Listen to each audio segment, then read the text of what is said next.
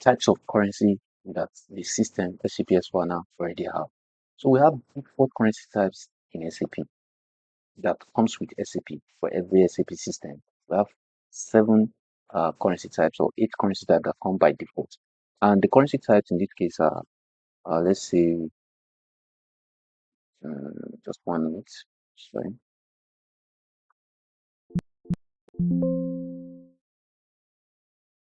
Sorry. So the currency type, sorry, I'm just insert. Okay. So 00 is one currency type. 10 is on that currency type, 20 is on that currency type, 30 is on that currency type. Okay. Windows, okay, it's like 70. Let's look at 70. Now, 00 is document currency, right? Why 10 is company code currency, and the 20 is controlling area currency. Then 30 is group currency, that is group currency. 40 is hard currency, and I'll show you how to get all of this currency. By God grace, let's see.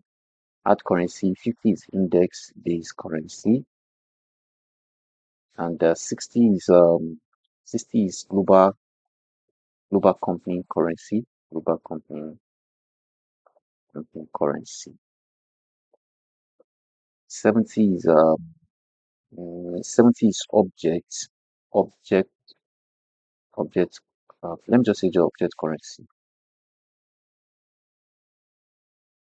or you say controlling object currency. When I say controlling object currency, is because for every cost center or profit center or WBS, these are object currency. These are objects, cost objects rather. Cost center is a cost object. Profit center is also a cost object. So WBS is also a cost object, as the case could be. So, right. So we have this by default currency in SAP. Right. How do we get some of this currency? For 00, which is document currency, it's the currency on a particular document. Like when you are putting a transaction, the currency on that is the document currency on the screen. And now let me just quickly see if I can show us this. So let's see. I'm trying to post an invoice now. I'm trying to post an invoice, and then let me see. Let me just let me use this one. FB60. So you're trying to post an invoice now. You're trying to post an invoice. So the document currency, this is a document currency. Can you see? The moment I over it, you can see what the system is showing us, document currency. Can you see that? Document currency. This is a document currency, right? And it's denoted with 00, right? And company code currency is the currency in the company code. When you are setting up your company code, it is AX02. I'll quickly go there and then look for my company code, which is NS00. So this is a company code currency. So I'm using this, and it's denoted with 10. 10 is used to denote company code currency. So this is the company code currency. Can you see this company code? When I'm defining my company code, there's a currency I assign. So this is the company code currency, right? Now, the other one is controlling area currency. So controlling area currency is at the point when you are defining your controlling area. Let's see if I still KKP. See.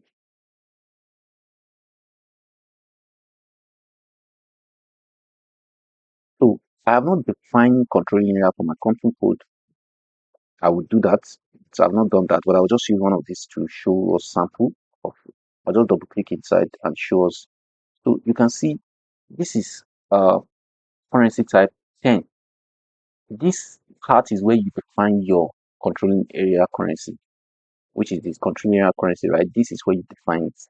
Now, in this case, person has indicated that the controlling area currency, you see company code currency or controlling area. So the person is saying controlling area currency should be same as company code. So what this person is saying is that my company code currency should be the same for my controlling area, right? So that's what this person is saying. But on if you want it to have a different currency, you could indicate it here by clicking on cross company code cost accounting, right? But the currency that you have selected here, the currency type you have selected in this part will be denoted with what? With 20. Will be denoted with 20. So 20 is the controlling area currency.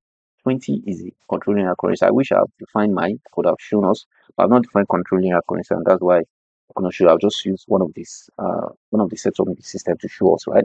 So controlling area currency, this is where you set up controlling area currency, which is 20. Now, as for group currency is the currency in the client, which we normally use SCC for. For most of the time, the systems owners would block it, will not allow us to see. But I can use the table to see the control, what do you call it? I'm using T00, correct. So you can see client. So it's the currency in the client. So I'll just put the client. This client I'm using is 600. Can you see 600? So I'll put the client, which is 600. I'll go inside, now execute. So you see the currency in it. Executing, can you see the currency here, which is euro? Can you see it's euro? So this is the group currency. This is the group currency. The client currency is what? The group currency. Currency here, euro, is the client currency. Now, to prove that, let me just quickly show us something here. Where could I, where, okay. Let's see where I can, okay, let me go to conversion, currency conversion setting. If you come to FINSC underscore ledger, that's the ticket to come to this screen, right?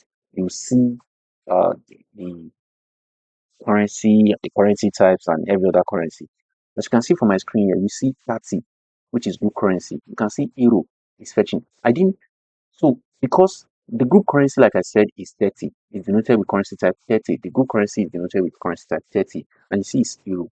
What you confirm is euro. You go to the client currency and see what was signed there. So euro was signed to the client currency, and that's why we could see it there, right? So that's for client currency. That's for group currency. For hard currency, the hard currency in this case is NGN. So OY01 is the take code to navigate to the currency, and this you can see them in the country at country level. You can see it at country level. So Nigeria is my country, and so I'll just click on Nigeria, and then this is the currency type here. The currency type, this is hard currency, which is currency type 40, hard currency. If you want to also confirm what it is, you see it here, which I have assigned before, hard currency. You can see 40 is what hard currency. So this is where to get the currency. Now, this is index-based currency, which is also denoted with 50. You can see index-based currency is denoted with 50, index-based currency. So this is index-based currency, and this is hard currency. This is 50 and this is 40, right?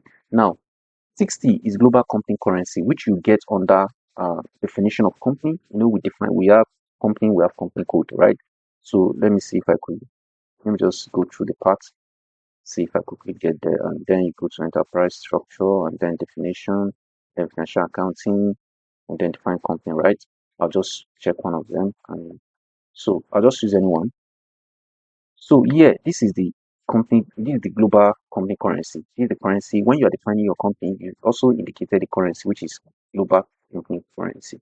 It's denoted with 60. Global company currency is denoted with 60. Now, controlling object currency is the currency you assign at the point of creating your cost center or your profit center. Let's see if I quickly let